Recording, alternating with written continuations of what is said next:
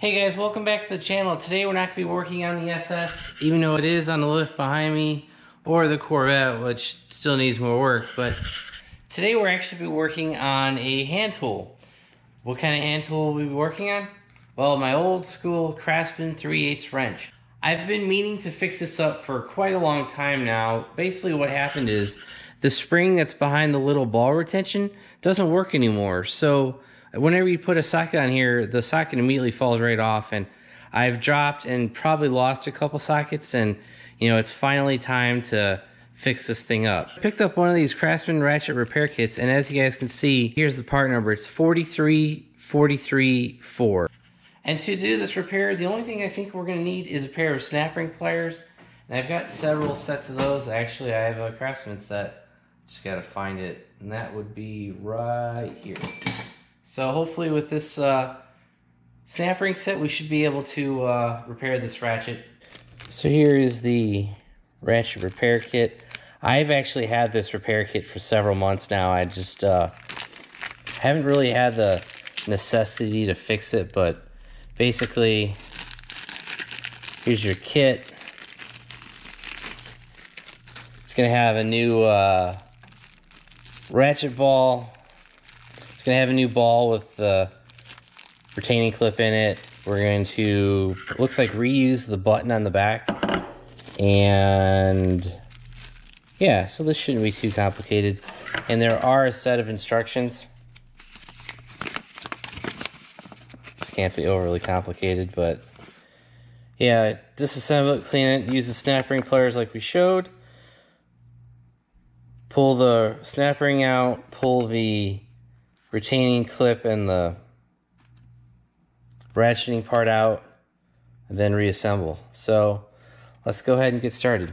So as you guys can see, I've put my snap ring pliers inside here. Here's the snap ring. Now I do not want to lose this, even though we have a replacement. You just don't want that to go flying off. So got the snap ring out, pull the ball out.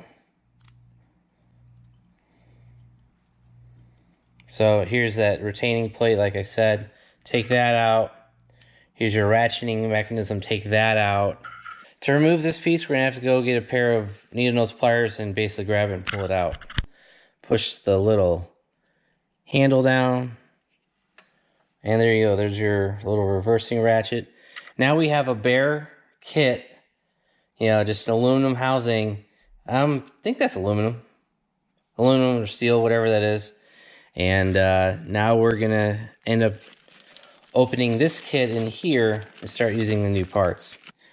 Alright guys, this will be hard to see, but what you need to do is you need to press that little spring down with the little ball, bearing ball, whatever you want to call it, on top of it.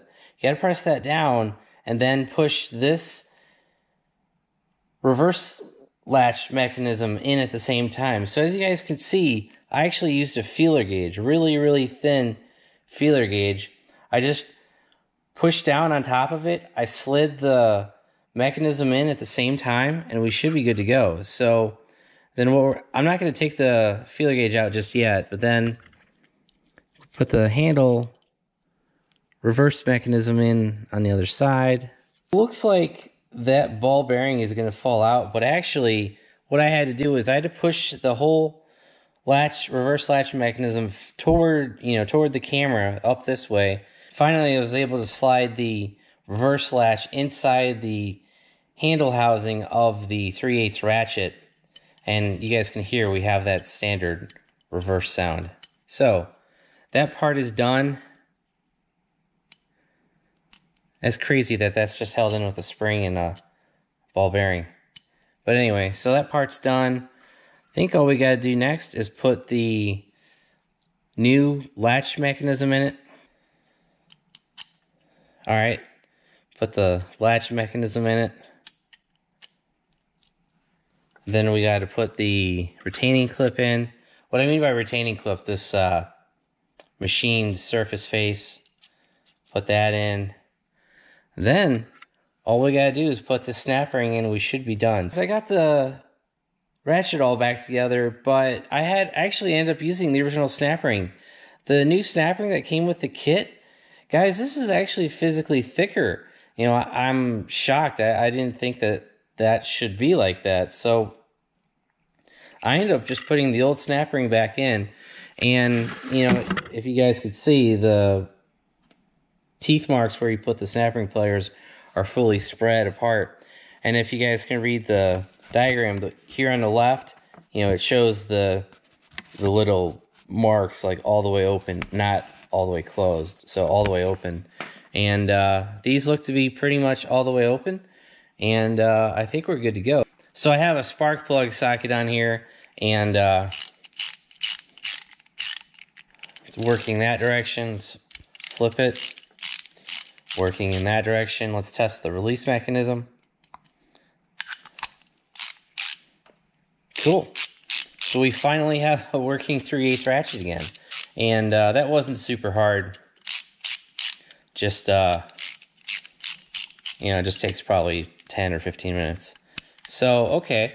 So they've actually improved the technology. So I don't know what generation Craftsman ratchet this is, but if you press it, it physically releases the socket right here. As you guys can see, it'll push it out. But with the old one, you know, that was just a solid, you know, mechanism. And this obviously didn't push open. I think it was dependent on that little, there's probably a spring in here that went bad. And, you know, that's how those got fixed. So yeah, that's disassembling, repairing, and fixing your Craftsman ratchet. And so there you go, guys. That's how you fix up your Craftsman ratchet. Now that kit, I think it was $7 shipped on the internet. I'll try to find a link to you guys on Amazon, but may have bought it on eBay. I'm not really sure. But like I said, that kit part number was 43434, and this is a Sears and Roebuck. Yeah, so this is an actual old Sears ratchet repair kit. Now, I have not taken a look at the ratchets at Lowe's. I don't know how well they're made. I don't know how poorly they're made. I just, you know, this ratchet is so old, it still says USA on it. You know, and they probably haven't produced a ratchet stateside in a solid 10 to 15 years. Like, I bought these ratchets when I was in high school. And that was in 2001. It's when I graduated. So that was a super long time ago. So, you know, I probably have one of the last domestically made tools. And honestly, guys, I didn't want to trade this in.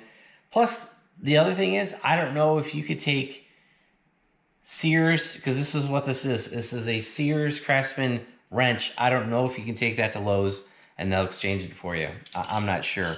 Now, I did actually just see Craftsman on sale at another company. Was it Ace Hardware? Yeah, it might have been Ace Hardware. So if you guys have those stores up north, you know, you might be able to exchange your tools there. But down here, we don't have Ace Hardware, not that I'm aware of at least. So Lowe's may exchange these, they may not. But for $7 and keeping my, you know, original American handle, I'm pretty satisfied with that. So hopefully this shows you how to keep your quality tool and not replace it with some generic foreign made one. Unfortunately, that's kind of the way the tools are nowadays. But as long as you got some time on your hands, you have the repair kit, needle-nose pliers, and a set of snap ring pliers, that's all you need to fix this stuff. So, and hey, you know, I learned something new today. I learned how to fix a Craftsman ratchet. And my 1/2 inch is still good. Both of my 1/4 inch ratchets probably should be rebuilt because, you know, they're not losing sockets like this. Like the socket was flying off. The reverse mechanism, that basically that spring and little ball, when you change directions, it will sometimes change the opposite direction without you even touching the handle. So, you know, I gotta rebuild those. So maybe we'll include that in a future video. We'll see. So that's gonna be it for today's video. You know, nothing too complex, just for rebuilding a ratchet. So if you guys enjoyed the video, give it a big thumbs up. If you haven't already subscribed, please do. If you want to know when I upload new content, hit the bell notification button down below. And as always, if you want to help support the channel, click all the links down below. Thanks, guys. Have a great one.